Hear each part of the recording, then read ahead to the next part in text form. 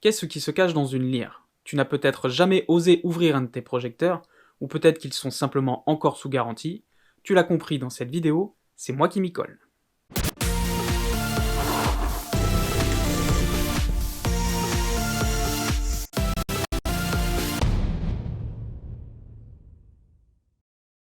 Bonjour, c'est Vicinco et bienvenue sur cette chaîne où on parle d'événementiel.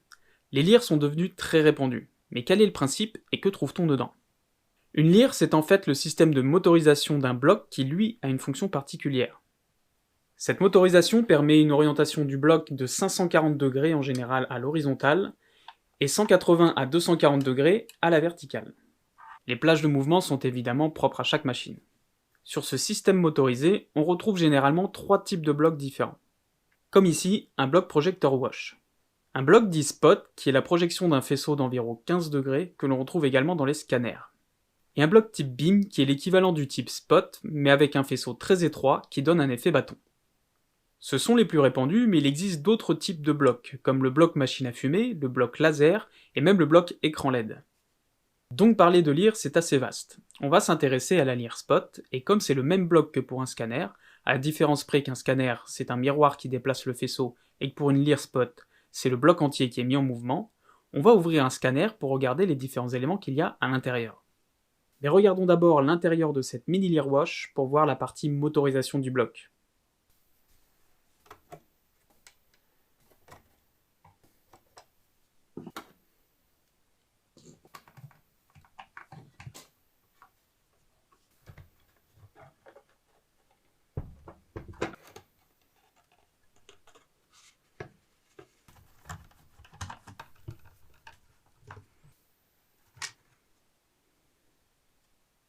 Donc tu peux voir ici un moteur qui a un entraînement direct, c'est-à-dire qu'il est fixé directement sur le châssis et qu'il n'y a pas de courroie. Tu peux voir le bloc de LED wash, c'est simplement des LED avec des diffuseurs, un radiateur et un ventilateur.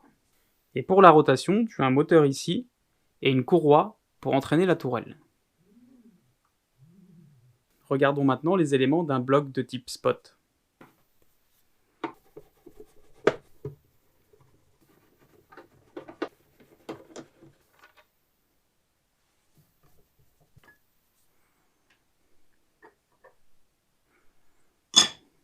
Attention, pour te montrer les éléments en mouvement, je vais le mettre en service alors que les carters de protection ne sont plus en place.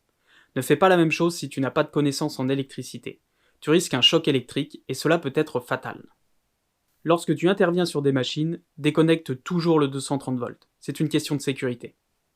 Pour commencer, allumons la source lumineuse. Je ne vais pas l'allumer au maximum, sinon ça va éblouir la caméra. Donc là, c'est une source LED 50 watts. Tu peux la voir juste ici. Tu peux voir qu'il y a un petit dôme en plastique, c'est une optique. En fonction du type d'ampoule, il peut y avoir des optiques ou des réflecteurs derrière, cela dépend. Ensuite, on retrouve une roue, qui est une roue avec des filtres de couleur.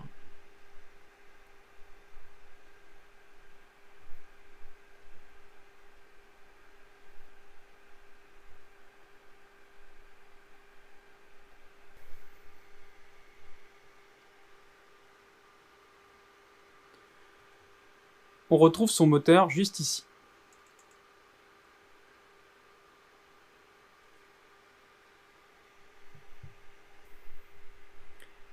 L'élément suivant, c'est une roue de gobo, qui va te permettre de créer une forme à ton faisceau.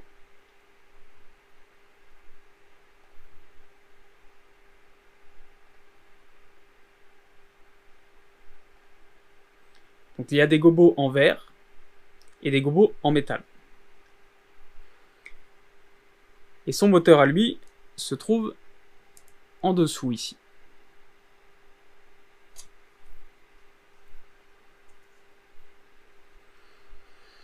Et les gobos, on peut les faire tourner.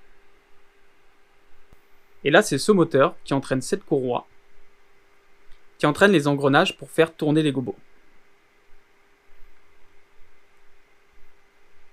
À la suite des gobos, il y a une optique qui se trouve juste ici, qui elle est placée sur un chariot qui permet de l'avancer ou de la reculer. Et ça permet de faire la mise au point. Tu peux voir l'effet que ça donne derrière moi.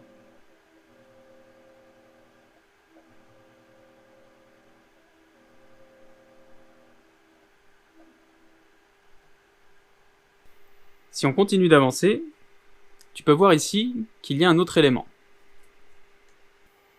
Il s'agit du prisme. Et sur ce modèle, le prisme est rotatif. Donc nous avons le moteur ici qui permet de placer le prisme et de l'enlever.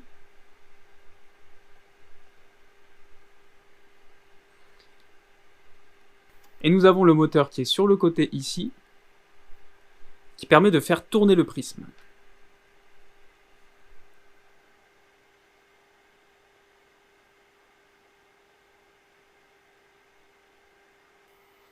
Et pour finir en sortie, il y a également une optique. Si je mets tout en action, voilà ce que ça donne.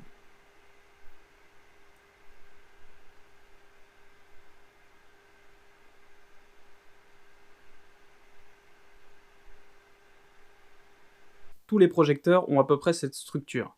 Il y a une source lumineuse, des filtres de couleurs, des gobos, des prismes. Ça peut être rotatif ou non, ça peut être manuel ou motorisé. Le bloc beam, c'est la même chose que le bloc spot. C'est simplement les optiques qui permettent d'obtenir un faisceau plus étroit. Il existe des blocs appelés hybrides qui permettent d'obtenir les deux. Certains modèles sont équipés de lampes à décharge. Le problème avec ce type d'ampoule, c'est que si on les éteint, elles doivent refroidir un petit peu avant de pouvoir se rallumer. Donc tu comprends bien qu'on ne peut pas allumer et éteindre le projecteur comme on le souhaite.